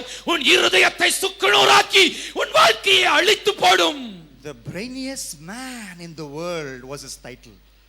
Brain box, brainiest man. और सबसे बड़ा दिमागी एक व्यक्ति था. இந்த உலகத்திலேயே மிகப்பெரிய நல்ல ஒரு மூளைக்கார மனுஷன். Who told that? Who gave him that title? The wise God. Jesus gave him that title. यीशु मसीह ने ही उनको ये टाइटल दिया, ये नाम दिया। இப்படி அவனுக்கு இந்த பெயரை கொடுத்தது யாரு? இயேசு கிறிஸ்து. But do you know what happened to his brains? आप जानते हैं उसके दिमाग के साथ क्या हो गया? ஆனா அவனுடைய மூளைக்கு என்ன ஆச்சு தெரியுமா? It got brainwashed. उसका ब्रेन, उसका दिमाग धुल गया। It got brainwashed. उसका दिमाग धुल गया। அவனுடைய மூளையே தண்ணில அடிச்சிட்டு போன மாதிரி ஆயிப்போச்சு. How did it happen? ये कैसे हुआ? எப்படி அது நடந்தது? It's because Solomon the wise man married 1,000 women effectively, women who stooped and fell before idols. और उसका गलती वहां पर हुआ जहां पर कि वो सुलेमान जिसने कि 1000 बीबियां रख ली, और ऐसी बीबियां जो कि अपने घुटने एक एक दूसरे देवता और मूर्तियों के सामने टेकते थे। சாலமோன் என்கிறதான இந்த ஞானமுள்ள மனிதன் 1000 பெண்களை திருமணம் செய்திருந்தார். இவர்கள் எல்லாம் விக்கிரகங்களுக்கு முன்பாக பணிந்து ஆராதனை செய்கிறவர்கள். Young man, I love you, and because I love you, I tell you a secret. जवानों, मैं तुमसे प्रेम रखता हूं, और क्योंकि मैं तुमसे प्रेम रखता हूं, मैं आपको एक बात बताना चाहता हूं। வாலிபனே, நான் உன்னை நேசிக்கிறேன். நான் உன்னை நேசிக்கிறபடினாலே ஒரு ரகசியத்தை நான் உனக்கு சொல்லி தருகிறேன். The one you take to bed will influence your head. एक जिसको आप अपने साथ पलंग में ले जाएंगे वो आपके दिमाग को खराब कर देगा। உன்னுடைய பெட்டுக்கு, உன்னுடைய கட்டிலுக்கு அழைச்சிட்டு போறியே, அந்த ஆளு உன்னுடைய தலையே கெடுக்க முடியும். Whom you marry will influence your life for better or for worse. जिसके साथ आप विवाह करेंगे वो आपके जीवन को या तो अच्छी ढंग से प्रभावित करेगा या बहुत खतरे और बुराई के लिए प्रभावित करेगा। எந்த மாதிரி நபரை நீ திருமணம் செய்கிறாயோ அந்த நபர்தான் உன் வாழ்க்கையை முன்னேற்றிக்க முடியும், இல்லாவிட்டால் கெடுத்து குட்டிச்சுவராக்க முடியும். That is why it's very important that you marry a person who is feverish for Jesus Christ as you are feverish for Jesus. इसलिए यह बड़ा महत्वपूर्ण है कि आप ऐसे व्यक्ति से विवाह करें, ऐसे व्यक्ति के साथ संबंध रखें जो आपके समान या आपसे अधिक प्रभु यीशु मसीह के लिए जलन रखता हो। ஆகவே தான் நீ திருமணம் செய்யும்போது நீ திருமணம் செய்கிற அந்த நபர் உன்னை போலவே இயேசுவுக்காக எரிந்து பிரகாசிக்கிறவர்களாக, இயேசுவுக்காக வைராக்கியம் உள்ளவர்களாக இருக்க வேண்டும். Close your eyes right now. अपनी आंखों को बंद करें इसी समय। இப்பவே கண்களை மூடுங்க. Decision time. இதுதான் यही वो நேரம். समय है। You're in love with an unbeliever? यदि आप एक अविश्वासी के साथ प्रेम में हैं, ஒரு அவிசுவாசியை நீ காதலித்துக் கொண்டிருக்கிறாயோ, break that relationship right now. अभी इसी वक्त उस संबंध को तोड़ दो। இப்பொழுதே அந்த உறவை உடைத்து போடு. You said, Duke, I'm going to cry if I do that. और आप हो सकता है ऐसे बोले, भाई ड्यूक, मेरे को अभी रोना आ जाएगा यदि मैं वो करूंगा। நீங்க சொல்லலாம், டியூக் நான் இப்ப அப்படி செஞ்சா என் வாழ்க்கையே நான் இப்ப அழுது கொண்டிருக்க வேண்டுமே என்று நீ சொல்லலாம். It's all right, friend, to cry for a week, but I don't want you to cry for an entire lifetime. ये चलेगा मेरे भाई मेरी बहन कि आप एक हफ्ते के लिए रोए, लेकिन मैं नहीं चाहता कि आप जिंदगी भर रोते रहे। Break it. பரவாயில்லை நண்பனே, நீ ஒரு வாரம் ஒருவேளை அழ வேண்டியது இருக்கலாம், அது பரவாயில்ல. உன் வாழ்க்கையெல்லாம் நீ கண்ணீர் வடிக்கிறதை விட ஒரு வாரம் நீ அழுறது பரவாயில்லையே. Break every wrong relationship you're into. यदि आप कोई भी ऐसे गलत संबंधों में हैं तो उसको अभी इसी वक्त तोड़ दें। எல்லா தவறான உறவுகளையும் உடைத்து போடு இப்பொழுதே. If you are making the decision, I want you to raise your hand and drop it down. My purpose is not to embarrass you. So raise your hand as a symbol and drop it down. यदि आप ऐसा निर्णय रखते हैं तो मैं आपको शर्मिंदा नहीं करना चाहता।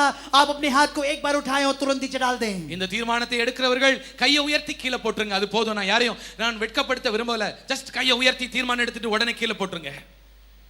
In Jesus Christ's name, amen. இயேசுவின் நாமத்தில் ஆமென். The sixth practical step you and I need to take to keep at holiness.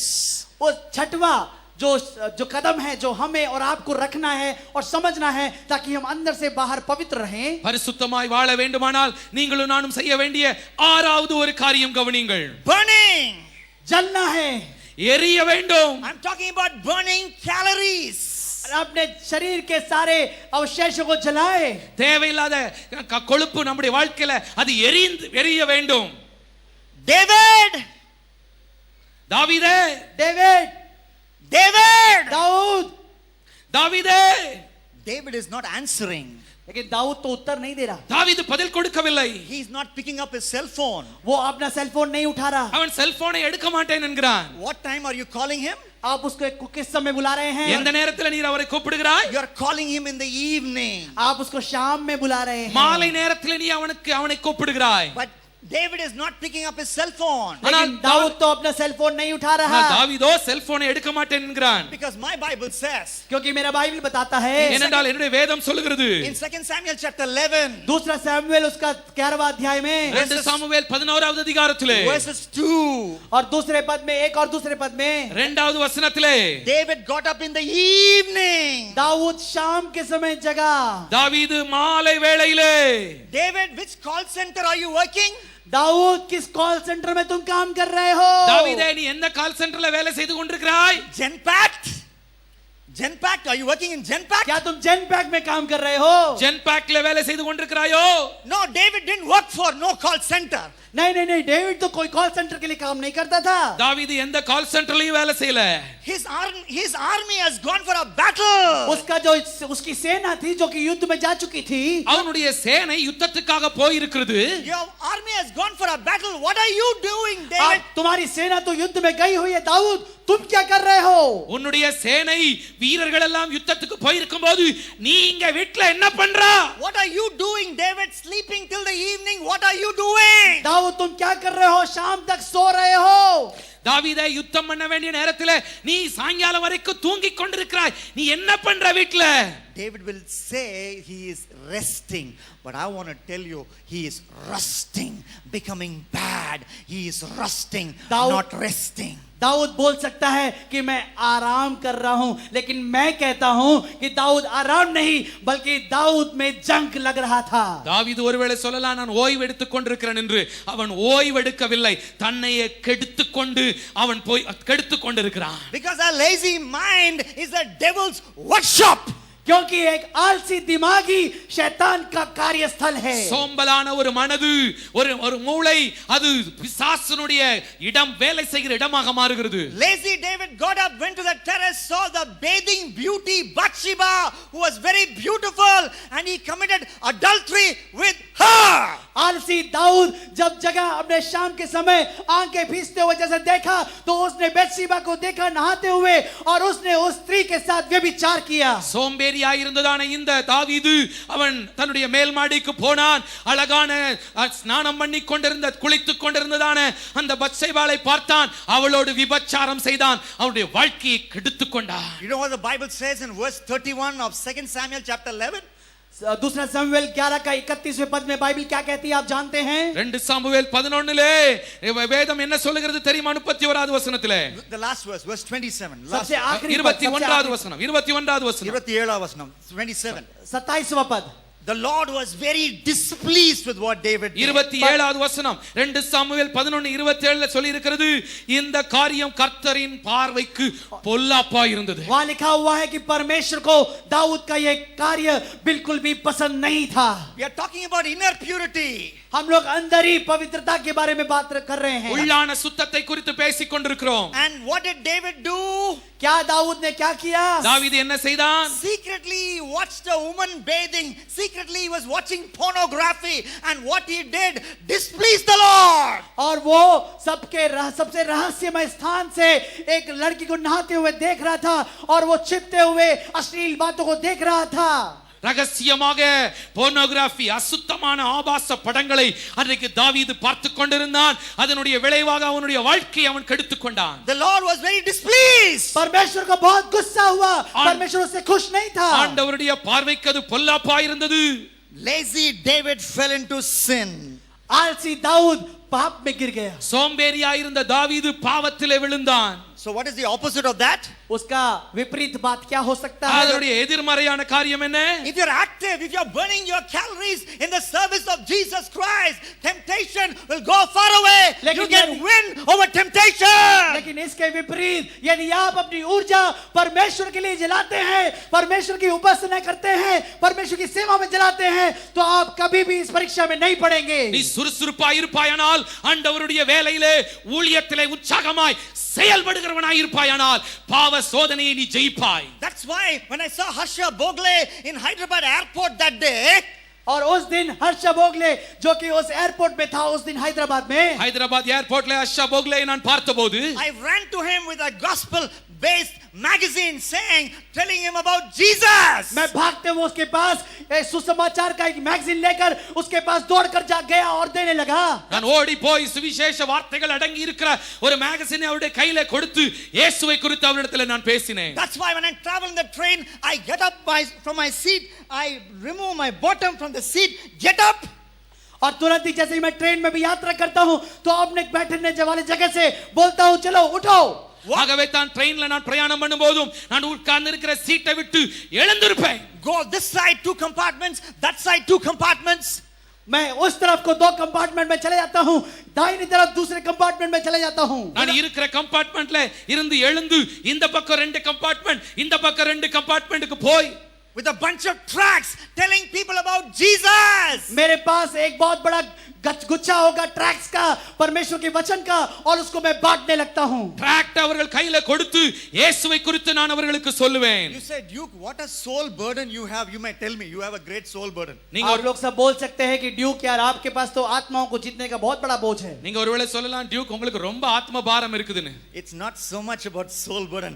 It's about protecting myself, because unless I burn every calorie in the service of Jesus Christ, I am going to fall into temptation and my ministry is going to come to an end.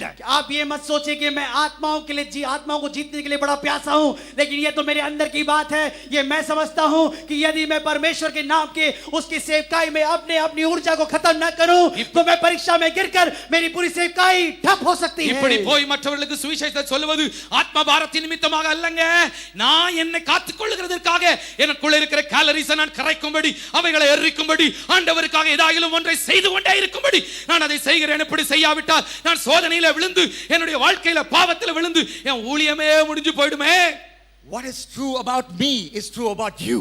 जो बात मेरे बारे में सच है वो आपके बारे में भी सच है. என்னுடைய வாழ்க்கையில என்னை குறித்து எது உண்மையா இருக்கிறதோ அது உங்களை குறித்து உண்மையானது. Would you close your eyes and make a decision? अपने आंखों को बंद करें, आज एक नया निर्णय लें. கண்களை மூடி இப்பொழுதே அந்த தீர்மானத்தை எடுங்க. To burn every calorie for Jesus and his kingdom so that you can overcome temptation and stay holy. परमेश्वर के राज्य के लिए अपने शरीर की पूरी ऊर्जा आप परमेश्वर के राज्य में खटाएंगे ताकि आप परमेश्वर के राज्य में महिमा में काम कर सके, ना कि परीक्षा में गिर जाएं.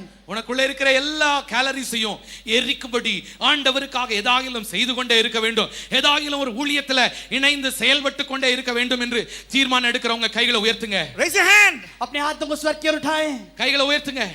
Tell Jesus. यीशु मसीह से कहें, இயேசுவை பார்த்து சொல்லுங்க, Lord, my time belongs to you. परमेश्वर मेरा समय तेरा है. ஆண்டவரே என்னுடைய நேரம் எல்லாம் உமக்கு ஆண்டவரே. My talents belong to you. मेरे जो वरदान है वो सब आपके हैं. என்னுடைய தாளந்துகள் உமக்கு சொந்தம் ஆண்டவரே. My treasures belong to you. मेरी सारी संपत्ति आपका है. எனக்குரிய பொருள் பணம் எல்லாம் உமக்கு சொந்தம் ஆண்டவரே. Use me. मुझे इस्तेमाल करें. என்னை பயன்படுத்தும். I'm available. मैं आपके लिए उपलब्ध हूं. என்னை நான் ஒப்பு கொடுக்கிறேன் ஆண்டவரே. I want to be your errand boy. मुझे तो आपका बेटा बनना है. நான் ஆண்டவரே உம்முடைய கைக்கு உதவுகிற ஒரு பையனாக இருக்க விரும்புகிறேன். I want to be a donkey which carries you to places where you want to go. मैं वो गधा बनना चाहता हूं जो कि हर कहीं आपको लेते हुए चलने पाए.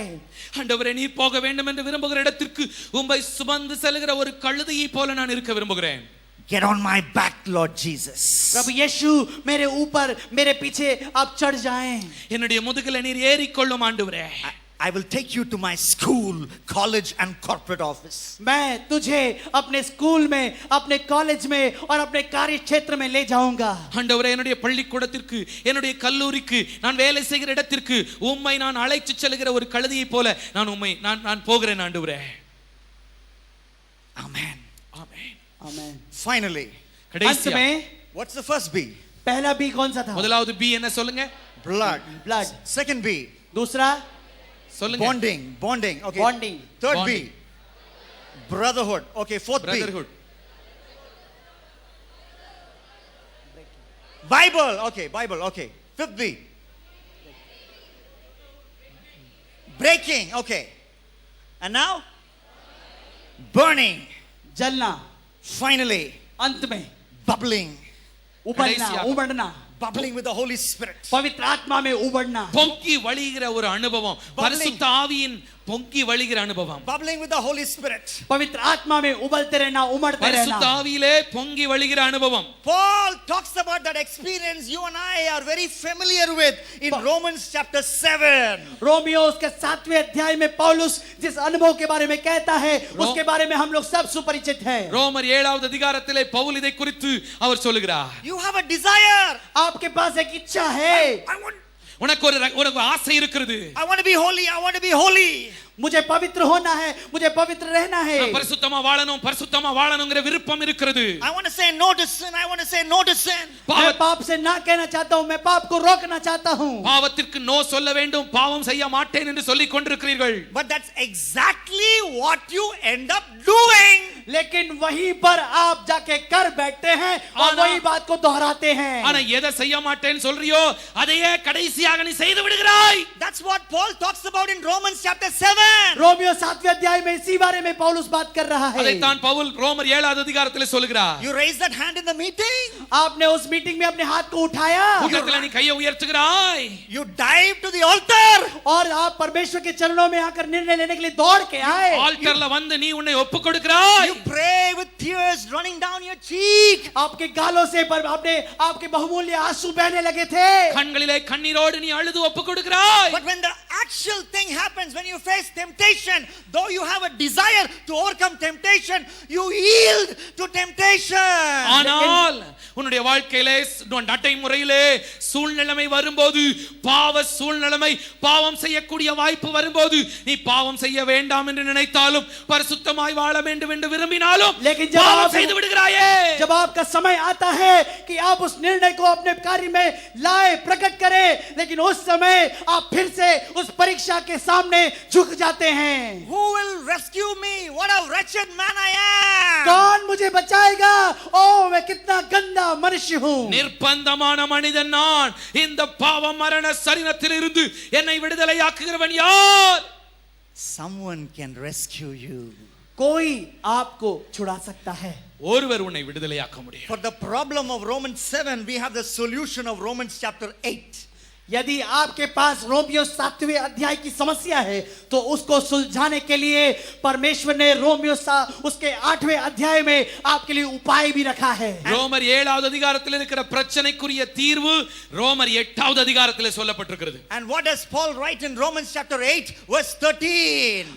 रोमियो 8वें अध्याय उसके 13वें पद में पौलुस क्या लिखता है? What does Paul write in Romans chapter 8 verse 13? Romeo 8 के 13 में पौलुस क्या लिखता है? ரோமர் 8:13 பவுல் என்ன சொல்கிறார்? If you live by the Spirit, यदि तुम आत्मा में जियो, ஆவியினாலே நீங்கள் வாழுவீர்களானால், you can put to death. You can put to death. तुम उन बातों को मृत्यु में डाल सकते हो। ஆவியிலே நடக்கிறவர்கள் மாம்சத்தின் கிரியைகளை சாகடிக்க முடியும். You can put to death the acts of the sinful nature, the acts of the flesh.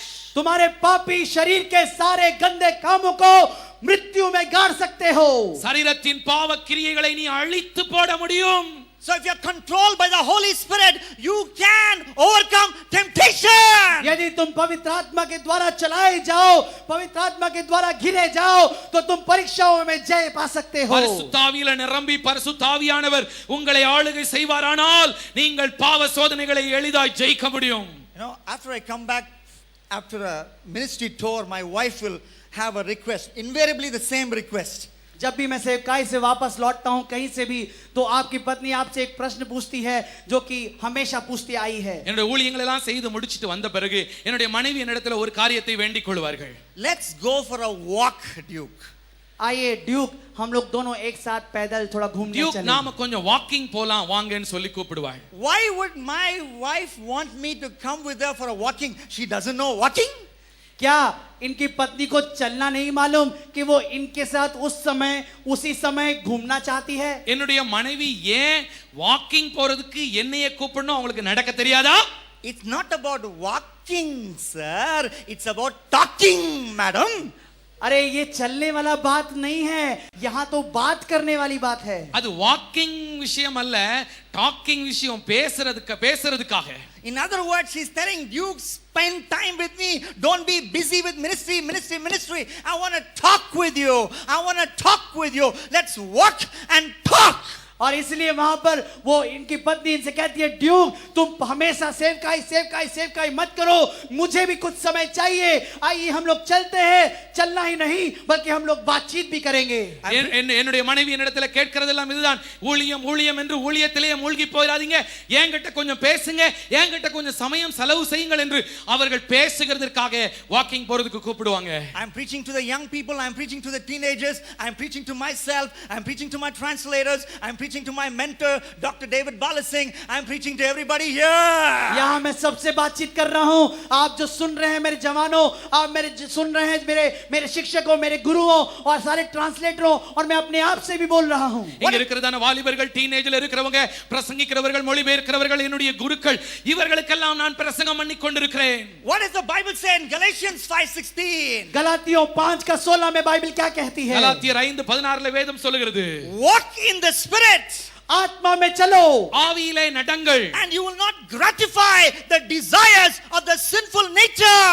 तब तुम अपने पाप के स्वभाव की इच्छाओं को पूरा नहीं करोगे. பாவத்தின் இச்சைகளை நீங்கள் நிறைவேற்ற மாட்டீர்கள். So when you walk with the Spirit, when you have fellowship with the Spirit, when you talk with the Holy Spirit, when you are full of the Holy Spirit, you can overcome temptation. जब आप पवित्र आत्मा में चलते हैं, जब आप पवित्र आत्मा में घिरे रहते हैं, जब आप पवित्र आत्मा में जीवित रहते हैं, तब आप कभी भी परीक्षा में नहीं पड़ेंगे. நீங்கள் ஆவியிலே நிரம்பி ஆவியினாலே வழிநடத்தப்படுகிற ஒரு அனுபவம் உங்களுக்கு இருக்குமானால் பாவத்தின் சோதனைகளுக்கு நீங்கள் உட்படுத்தப்பட மாட்டீர்கள். So bubble with the Holy Spirit. इसलिए पवित्र आत्मा में उमड़ने पाए. பரிசுத்த ஆவியின் அபிஷேகம் உங்களுக்குள்ள பொங்கி வழியட்டும். This is a white-furred animal. White-furred, beautiful animal. सफेद बालों वाला एक जानवर है. வெள்ளை நிறமான ஒரு மிருகம். It lives in a burrow on a tree. एक बड़े से पेड़ के गड्ढे के अंदर रहता அது है. மரங்களின் துவாரங்களிலே வாழ்ந்து கொண்டிருக்கும். Beautiful white fur. उसके शरीर बिल्कुल सफेद बालों से हैं. அழகான வெள்ளை நிற ரெக்கைகள் காணப்படும். Home on the wood of a tree, the burrow of a tree. लेकिन वो पेड़ों के बीच में जो खो होता है उसके अंदर जगह बनाते हैं. மரத்தின் துவாரங்களிலே அவைகள் வாழ்ந்து கொண்டிருக்கும். What is its name? क्या उसका नाम है? அதனுடைய பேர் என்ன தெரியுமா? Ermine. எர்மைன் என்பது அதனுடைய பெயர். एरमाइन उसका नाम है. Do you know how hunters catch ermine? आप जानते हैं कैसे एरमाइन्स को शिकारी लोग पकड़ते हैं? இந்த எர்மைனை எப்படி பிடிப்பாங்க தெரியுமா? They go to its house, that wooden hole inside the tree. वो लोग उस गड्ढे के अंदर चले जाते हैं. எர்மைன் தங்கி இருக்கிறதானே அந்த மரத்தினுடைய துவாரத்துக்குள்ளே போவார்கள். And they will make it as dirty as possible. उसको वो इतना गंदा कर देंगे, इतना गंदा कर देंगे जितना कि उनसे बन पड़े. அந்த துவாரத்தை எவ்வளவுக்குள்ள அசிங்கத்தினால நிரப்ப முடியுமோ அப்படி அதை அசிங்கமா அழுக்காக்கிடுவாங்க. They'll make sure the stench is unbearable. वो लोग इतना जरूर कोशिश करेंगे कि उस गड्ढे का बदबू सहन से बाहर हो. அந்த துவாரம் மிகவும் அருவருப்பாக துர்நாற்றம் வருகிற அளவுக்கு அதை ரொம்ப அசிங்கப்படுத்திடுவாங்க. And then they will release the dogs. उसके बाद वो लोग कुत्तों को खोलकर छोड़ देंगे. அப்புறம் நாயை அவுத்து விட்டுருவாங்க. And the dogs will go chasing the ermine. இந்த எர்மைனை நாய் துரத்தி கொண்டே उसके இருக்கும். बाद ये कुत्ता उन जानवरों के पीछे पीछे भागेगा. And the ermine will run. The white furred ermine will keep running away from the dog. और वो जो सफेद एरमाइन है वो कुत्ते से भागते भागते भागते रहेगा. வெள்ளை நிறமான இந்த எர்மைன் அந்த நாய் துரத்தும் போது இதுவும் ஓடிக்கொண்டே இருக்கும். Home is a safe place. I will be safe at home. So it's running towards its home on that tree. It's running towards that burrow. और उसके बाद वो जानवर सोचता है कि मेरा घर बड़ा सुरक्षित होगा और इसलिए बड़ी तेजी के साथ वो अपने ही घर के उस पेड़ के अंदर जो गड्ढा है उसमें जाके घुसता है. வீடுதான் பாதுகாப்பான இடம் என்று சொல்லி அந்த மரத்தின் துவாரத்துக்கு நேராக அதற்குள்ளே போய் ஒளிந்து கொள்ளும்படி இந்த எர்மைன் ஓடிக்கொண்டிருக்கும். And when she goes near that burrow, she sees the filth there, the waste there, the smell there. और उसके बाद जैसे ही वो अपने घर में पहुंचती है तो जैसे ही उसको सुगंध आता है वो गंदगी दिखाई देती है. वो गंदगी जो वो बिल्कुल पसंद नहीं करती वो दिखाई देता है. அந்த மரத்தின் துவாரத்தின் பக்கத்துல போகும்போது அங்க இருக்கிறதான அருவருப்பை, அந்த அசுத்தத்தை, அந்த துர்நாற்றத்தை இந்த எர்மைன் பார்க்கும். It freezes on its tracks, stands there absolutely still. और वहीं पर वो बर्फ के जैसे खड़ी हो जाती है, वो कुछ भी नहीं कर पाती. அதை பார்த்த மாத்திரத்திலே இந்த எர்மைன் அங்கும் இங்கும் நகராமல் அப்படியே அந்த இடத்துல மலைத்து போய் நின்று விடும். Stands on two legs with arms open wide and faces the dog. और उसके बाद वो गंदगी में ना जाकर वो अपने दो पैर में खड़े हो जाती है और दोनों हाथ फैलाती है और उन कुत्तों का सामना करती है. அப்பொழுது இந்த எர்மைன் ரெண்டு கால்களினாலே நின்று கொண்டு ரெண்டு கரங்களை உயர்த்தி தன்னை துரத்தி வந்த நாய்க்கு நேராக அது நின்று கொண்டிருக்கும். And in an unheard language it tells the dog, the ermine tells the dog, you can kill me but I will not allow my white fur to become dirty. You can kill me dog but I'm not going to allow my white fur to become dirty. वो वहां पर एक अनसुनी भाषा में उस शिकारी कुत्ते से एक बात को कह रही है, तुम चाहे तो मेरे इस शरीर को मार सकते हो लेकिन मैं भरसक कोशिश करूंगा अपने सफेद कपड़े को कभी भी मैं गंदा होने नहीं दूंगा. அப்படி நின்று சொல்லும்போது சொல்லாமல் இந்த எர்மைன் சொல்லுகிற காரியம் என்ன தெரியுமா? நாயே, நீ என்னை கொல்லலாம், ஆனால் என்னுடைய வெள்ளை நிற ரோமம், என்னுடைய வெள்ளை ரோமம் இந்த அசுத்தத்தினாலே கரைப்படும்படி நான் விட மாட்டேன். நான் செத்தாலும் பரவாயில்லை என்று சொல்லி அந்த இடத்திலே அந்த எர்மைன் சொல்லும். I will rather die than become polluted. मैं मरना ज्यादा पसंद करूंगा और ना कि मैं अपने आप को गंदा करने दूं. நான் கரைப்படுத்தப்படுவதை விட செத்தாலும் பரவாயில்லை என்று சொல்லும். How many of you will say that to Jesus? आप में से कितने लोग यीशु मसीह से ये कहने पाएंगे? உங்களில் எத்தனை பேர் இயேசுவை பார்த்து நீங்க இப்படி சொல்லுவீங்க? How many of you will say, will make Romans 12:4 your theme song? Romans 12:4, you will resist sin till you bleed, till you die. You will resist sin till you bleed and die. Romeo 12 का 4 में जिस प्रकार लिखा है कि तुम अंत तक मरने तक तुम दुष्ट का सामना करोगे, उस दुश्मन का सामना करते रहोगे. ரோமர் 12:4 நமக்கு மூல மந்திரமாக நமக்கு தீம் சாங் போல இருக்க வேண்டும். நாம் பாவத்துக்கு விரோதமாக இரத்தம் சிந்தத்தக்கதாக போராட வேண்டும். Would you close your eyes? क्या आप अपनी आंखों को बंद करें? எல்லாரும் கண்களை மூடுங்க. If you say Jesus, यदि आप कहें यीशु, இயேசுவை பார்த்து சொல்லுவீங்களா? Jesus, यीशु, இயேசுவே, I will struggle for holiness till I die. I will struggle even if I have to die, but I will not become polluted. ए यीशु, मैं मल्ल युद्ध करता रहूंगा लेकिन मैं कभी भी गंदा ना होऊंगा. हो सके तो मैं तेरे लिए मर भी जाऊं, मैं गंदा नहीं होऊंगा. இயேசுவே, நான் செத்தாலும் பரவாயில்லை, என்னை நான் கரைப்படுத்த மாட்டேன். உயிரை கொடுத்தாயிலும் இரத்தத்தை சிந்தியாயிலும் என் பரிசுத்தத்தை காத்துக்கொள்வேன் என்று சொல்லுங்க. கைகளை உயர்த்தி எல்லாரும் வாய் திறந்து ஆண்டவரை பார்த்து சொல்லுங்க. Would you raise your hand? क्या आप अपने हाथों को स्वर्ग की ओर उठाएंगे? கைகளை உயர்த்தி சொல்லுங்க. Yes, the hands are going up. हाँ, हाथ ऊपर जा रहे हैं. அநேகருடைய கரங்களை நான் பார்க்கிறேன். I want you to come to the altar right now. இப்போ வேகமா इसी ஆல்டருக்கு वक्त ஓடி வாங்க. यदि முன்னால आपने ஓடி हाथ வாங்க. उठाया Yes, है come तो forward. सामने को आ जाएं. Come forward. आप सामने आए. சீக்கிரம் Come முன்னால forward. வாங்க. You जल्दी raise your सामने hand. आए. यदि आपने हाथ उठाया है, Come forward. आप सामने आए. Yes. முன்னால வாங்க. You will fight with your life. Even if your life goes, holiness will be your swan आप अपने song. जीवन भर मल्ल युद्ध करेंगे.